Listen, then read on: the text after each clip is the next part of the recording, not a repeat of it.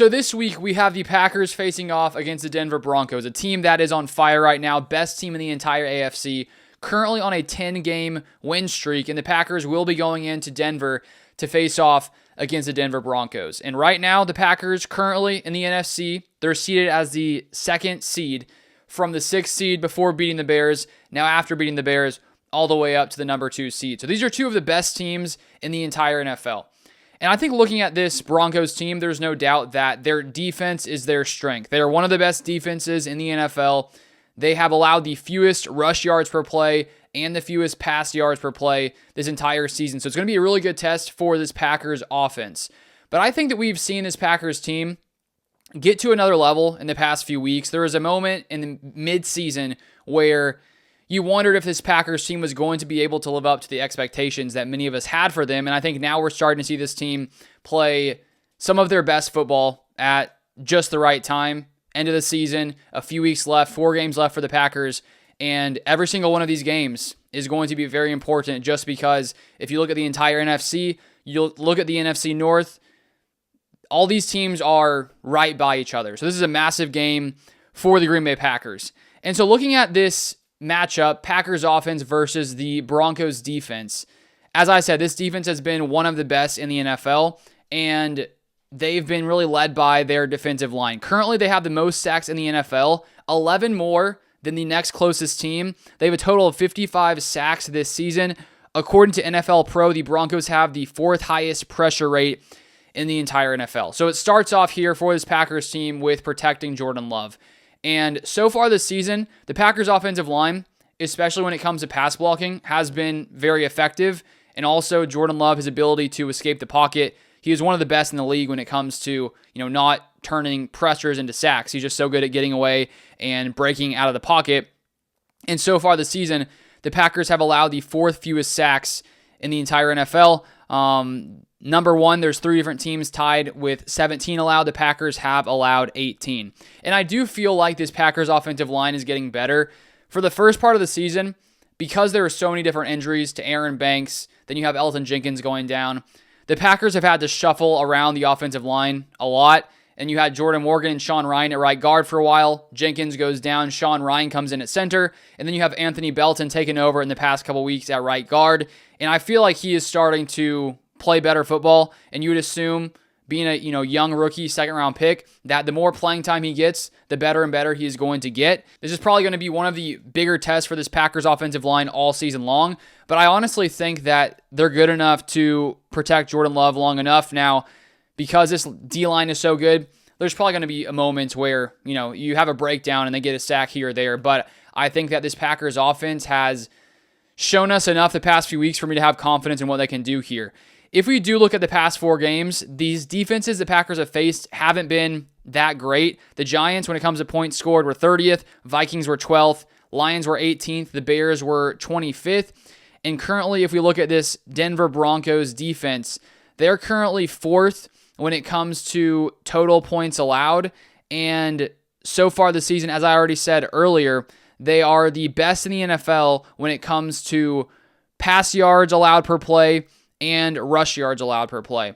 And so it really comes down to Jordan Love continuing to play the level of football that we have seen the past few weeks. And I think one of the reasons that we're seeing this Packers offense really get to another level is with Christian Watson coming back. In the past 5 games, he has 4 different touchdowns, and in 2 of those games, he has multi-touchdown games. And so when you have someone with Christian Watson's size and speed, it just makes it so hard for defenses to always keep him in front of them. And we even saw in that one moment where the Packers are facing man, Christian Watson, a little slant, he just takes it all the way to the house. So that speed has really helped this Packers offense, and I don't think it's a coincidence that Jordan Love is starting to play some of his best football when Christian Watson comes back to this Packers offense. And then you also have Jaden Reed coming back recently, and it feels like this Packers offense is really starting to play some of their best football of this entire season. And one thing that's going to be interesting in this game, because the Broncos have been one of the best at limiting, explosive plays, the Packers have been one of the best in the NFL when it comes to explosive passing plays. So the question becomes, who is going to win out there? I think that at this point, watching how good Jordan Love has played, if this game would have happened after that Panthers game, after that Eagles game, I would be concerned about where the Packers were offensively. But I do have a lot of confidence after watching this Packers offense in the past couple weeks, and I have a ton of confidence in Jordan Love. And I do think that he's reaching into that. He's consistently playing at an elite level recently. And I think when you look back to times in the past with Aaron Rodgers, after the years you have with him there, you just always have that confidence that no matter who you're playing, you have a good chance because you have Aaron Rodgers. And I'm not saying that Jordan Love has reached Aaron Rodgers' level, even though he's playing really good football right now. It's starting to feel like that at this time, that with the way Jordan Love is playing, even though this is one of the best defenses in all of football, I still have a lot of confidence that this Packers offense is going to be able to operate at a high level, mainly due to what Jordan Love is able to do. And one other thing to watch, the Broncos have blitzed at the tied for the sixth highest rate in the NFL, but Jordan Love has been one of the best passers against the blitz this season. According to PFF, with quarterbacks who have faced at least 50 blitzes, Jordan Love has the fourth highest passer rating. And so we saw last week the Bears blitzed a good amount, and Jordan Love made them pay. So the Broncos will have to decide, do you want to blitz Jordan Love? Because recently, and majority of the season, he has been very effective when it comes to diagnosing the blitz and making great passes when the blitz is coming his way. So it's a really good test. Great defense versus great offense. The question becomes who is going to come out on top there.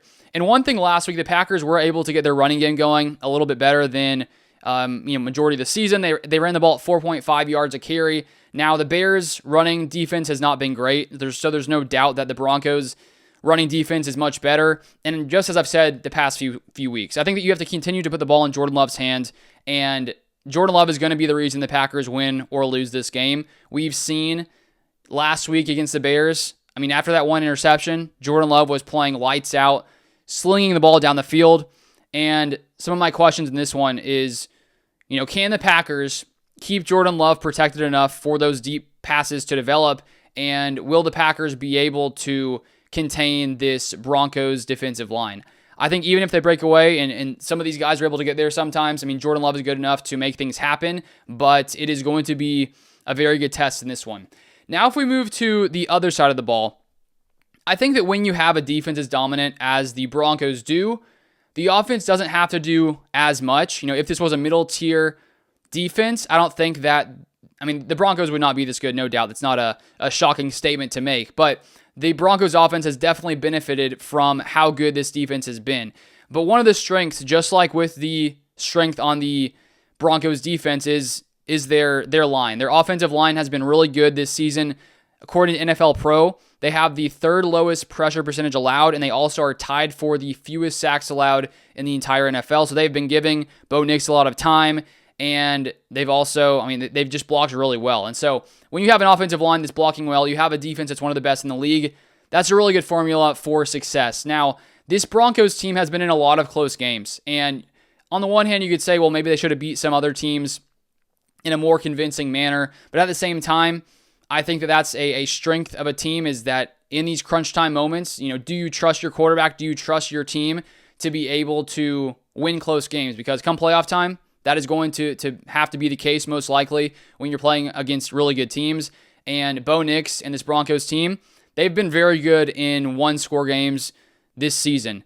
And I think that even though Bo Nix, if you look at his stats, it's not like he lights up the stat sheet. He has 19 touchdowns to 9 interceptions, 26 in passer rating. He's still been very efficient, and I don't think you can take Bo Nix lightly. If you look at EPA, expected points added per drawback, he's 12th in the NFL. So they've been efficient enough, and with the defense playing so well, it's been enough to get the Broncos to where they are, currently sitting at 11-2.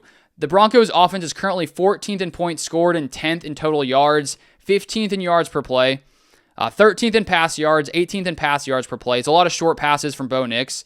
Currently 14th in rush yards per game, tied for 10th in rush yards per play. And so I think for the Packers defense this game, it's going to be a good test against this really strong Broncos offensive line. But this will be one of the better defensive lines the Broncos have faced, and I think anytime you're facing Micah Parsons, it doesn't matter how good you've been, he is going to make it tough for you, and lots of times offenses have to adjust and shift their game plan to really focus on Micah Parsons. And I think that we saw last week, because Caleb Williams is so fast and just really able to break away from the pocket, the Packers had, I believe it was about 18 pressures and only 1 sack, and that's because Caleb Williams did a very good job at breaking away from the pocket. Now, Bo Nix, he can scramble, but he does not have the speed of Caleb Williams, and so I do think the Packers will be able to get to Bo Nix some here, but I do wonder if they're just going to get the ball out super quick, as a lot of teams do against this Packers defense. But I do think that this Packers defense will be able to contain this Bears offense enough. And just overall, my takeaway on this game, my score prediction, I'm going to say Packers beat the Broncos 24-21. I think that both defenses are very, very good. I think that the Broncos defense statistically has been slightly better than the Packers defense, but in my mind, there are 2 top-tier defenses. And then you compare the offenses.